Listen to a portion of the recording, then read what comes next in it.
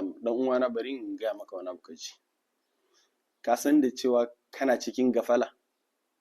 Duba, baka da lokacin karatun Alkur'ani kwata-kwata. An yi ka je ka koyi karatun Alkur'ani cewa kake yi baka da lokaci. Kowane irin harkoki na duniyan nan kana da lokacinsu. Kur'ani ne baka da lokacin shi, ka san da haka? Yanzu kai ka amince baka da lokacin karatun Alkur'ani? To shi kenan, ba matsala, baka da lokaci. Ka dai tambayi kanka, duniyan nan da ka zo yanzu Kur'ani ne kadai abin da baka da lokacin shi. Wannan harkokin duniya da muke ta yi, kana tunanin akwai lokacin da zai kare sai ka dawo karatun Alkur'ani? Kana da lokaci, Allah ta'ala ya baka dama, ya baka lafiya. Abokananka da yawa suna zuwa karatun Alkur'ani, akwai wanda tare kuka fara da su, kai ma ka sani, kuma har yanzu suna yi. Kai da baka yin da kai da su din babu abin da aka fasa.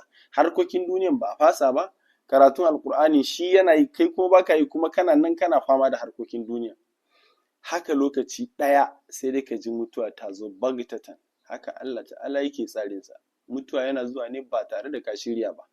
Ka amince ka je gaban Allah baka iya komi a cikin Alkur'ani ba, kuma baka da lokacin karatun Alkur'ani.